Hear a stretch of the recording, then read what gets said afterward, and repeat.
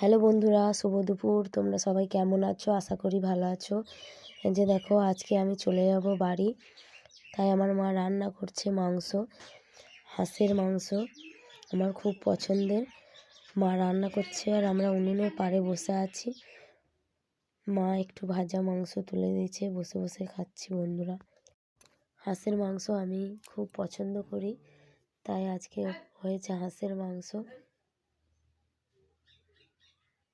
তোমরা কে কে ভালোবাসো হাঁসের মাংস একটু কমেন্টে জানাবে বন্ধুরা।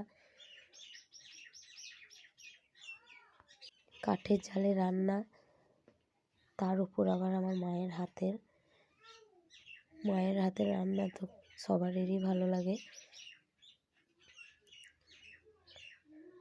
একটু নুন চাখতে দিচ্ছে মা, কেমন হয়েছে, নুন কম হয়েছে না বেশি হয়েছে বললো।